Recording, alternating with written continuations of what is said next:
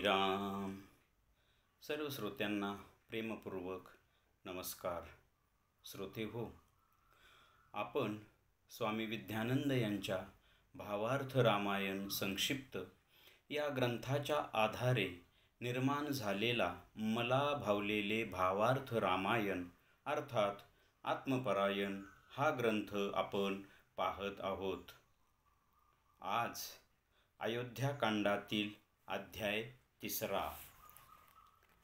दुष्ट मंथरेचा कैकेयीवर प्रभाव. ओम श्रीराम. श्रीरामांचा राज्याभिषेक सोहळा सुरू झाला आहे तेव्हा स्वर्गात इंद्रादी देव चिंतेत पडले आहेत. कारण श्रीराम जर गादीवर बसले तर मग रावणादी राक्षसांचा वध कसा होईल. मग इंद्र ब्रह्मदेवास प्रार्थना करतात. तेव्हा ब्रह्मदेव ही जबाबदारी विघ्नावर सोपवतात. परंतु विघ्न म्हणतो की अयोध्येत मी प्रवेशच करू शकत नाही, कारण तिथे साक्षात परब्रह्म श्रीराम आहेत. मग ब्रह्मदेव एक युक्ती सांगतात की कैकेयीवर दासी मंथरेचा प्रभाव आहे, तेव्हा विघ्नाने मंथरेत प्रवेश करावा. परंतु हे अयोध्येत शक्य होणार नाही. मग वनक्रीडेकरिता कैकेयी अयोध्येमधून बाहेर पडेल. तेव्हा दासी मंथराही तिच्या सोबत असेल. अशा प्रकारे मंथरेस तिथे मग कलिंगड फळ खाण्याचा लोभ निर्माण होतो.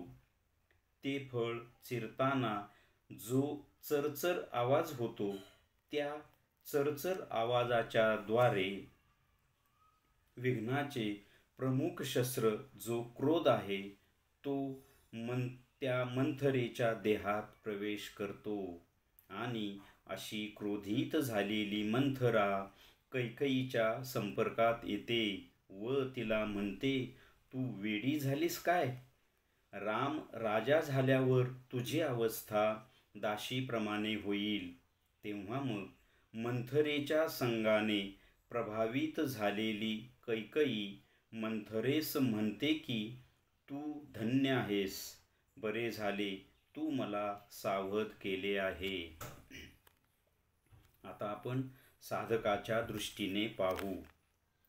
साधक जीवनामध्ये साधक आत्मस्थितीरूप राज्य सिंहासनावर आरूढ होण्याकरिता प्रयत्नशील व साधनारत असतो. परंतु त्याच्या मनाला म्हणजेच इंद्राला, इंद्रियांचा राजा हे मन असते व इंद्रियांना हे आत्मसुख नको असते. कारण त्यांना इंद्रिय सुख, विकार वासनांचे सुख हवे असते. तेव्हा मग हे मन कर्मनिर्मिती संस्थेच्या म्हणजेच ब्रह्मदेवाच्या मदतीने विघ्नाला कुविद्येच्या म्हणजे मंथरेच्या बुद्धीत शिरवून अविद्येस म्हणजेच कैकेयीस प्रवृत्त करून साधकाचा आत्मस्थितीरूप राज्याभिषेक थांबविण्याची योजना करतात. तेव्हा परंतु साधकाच्या अंतरंगात स्वतः आत्माराम उपस्थित झाल्यामुळे ही योजना कार्यान्वित होणार नाही. तेव्हा मग ही सर्व मंडळी साधकाच्या बाह्य जीवनावर आघात करून ही योजना यशस्वी करण्याचा प्रयत्न करतात. तिथे मग मन विघ्न संस्थेला कार्यान्वित करते व विकार वासनेच्या क्रीडेचा लोभ निर्माण करून व बुद्धीला क्रोधरूप करून कुकर्म करविण्यात येते. व अशा प्रकारे कुकर्माने म्हणजेच कुविद्येने अविद्येच्या द्वारा साधक जीवनात आत्मनाश घडवून आणला जातो व मग अशा प्रकारे साधक आत्मस्थितीरूप राज्य सिंहासनापासून खूपच दूर जातो. आता या अध्यायाचे सार पाहिले तर आपण मागच्या अध्यायात पाहिलं की एक उदाहरण आपण पाहिलं राजा जडभरताचं. तो संपूर्ण ऐश्वर्य, सार्वभौम सत्ता, राज्य, राणी व संपत्ती सगळं सोडून आत्मसाक्षात्कारासाठी किंवा मोक्षासाठी अरण्यात निघून जातो व आपली दिव्य अशी साधना करतो. परंतु प्रारब्ध योग, दैवयोग हा विचित्र असतो. तिथे त्याच्यासमोर हरणीने एका पाडसाला जन्म दिला व ती मरणाच्या भीतीने पळून गेली, कारण वाघाने तिच्यावर हल्ला केला. ते पाडस घेऊन ते आपल्या झोपडीत येतात, त्याला कसं सोडून देणार? तसं पाहिलं तर इथे राजा भरताचं काहीच चुकलेलं नाही, परंतु त्यामुळे त्याचा एक जन्मासाठीचा मुक्तीचा जो सोहळा आहे तो लांबणीवर पडतो. कारण त्याच्या संगोपनात तो अडकतो, त्याचा लळा लागतो, म्हणजेच त्याचा मोह निर्माण होतो आणि निदान एक जन्माकरता तरी त्याला मुक्तीपासून दूर राहावं लागतं. ही कथा काय सांगते? ही कथा तेच सांगते की साधक सद्गुरूंकडून अनुग्रहित होतो, आपली साधना परखडपणे करतो, तळमळीने करतो, सद्गुरूंच्या ठिकाणी अनन्य शरणांगत असतो, सद्गुरूंची कृपाही होते. आता आत्मसाक्षात्कार जवळ आलेला आहे, म्हणजेच श्रीरामांचा राज्याभिषेक सोहळा जवळ आलेला आहे. तिथे इंद्र ब्रह्मदेवाच्या मदतीने षड्रिपूंच्या माध्यमातून मंथरेत प्रवेश करून कैकेयीचा बुद्धी भ्रंश करून रामाचा राज्याभिषेक सोहळा थांबवला जातो. साधकाच्या जीवनात हेच घडतं. तीच पात्र साधकाच्या आतमध्ये आहेत.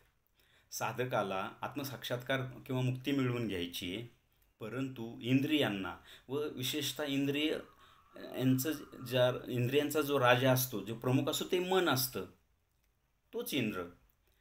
आणि तो कुणाची मदत घेतो?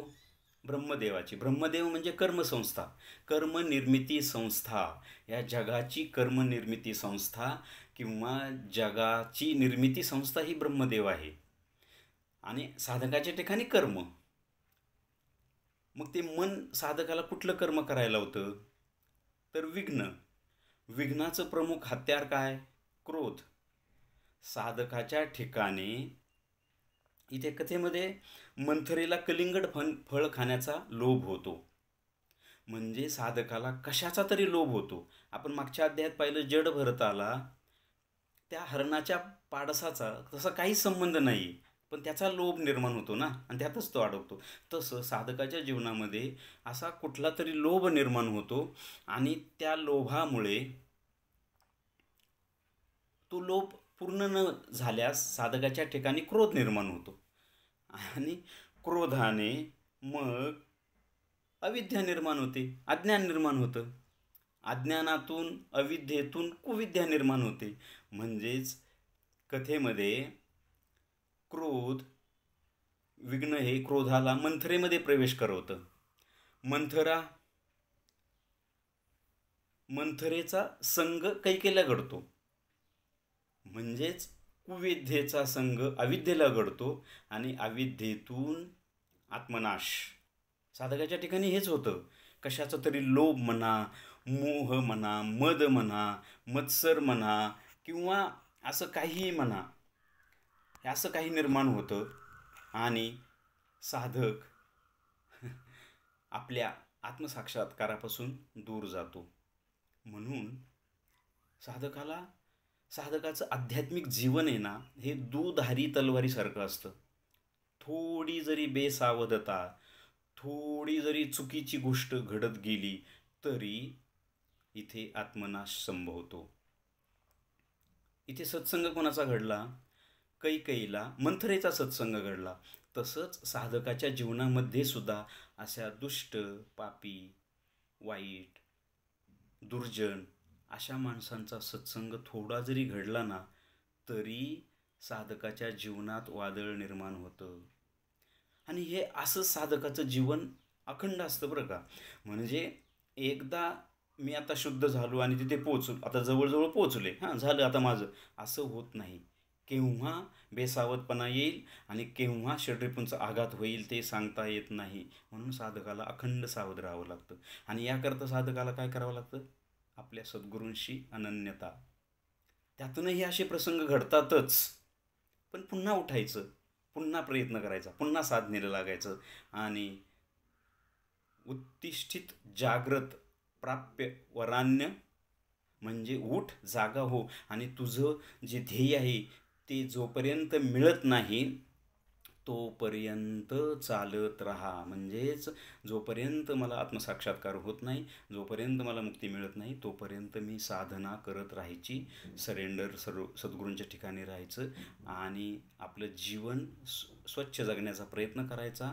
सत्संग हा चांगल्या सज्जन साधक संतांचाच करायचा, म्हणजे असे प्रसंग आपल्या जीवनामध्ये कमी प्रमाणात येतील. श्रीरामार्पणमस्तु. हरि ओम तत्सत. ब्रह्मार्पणमस्तु.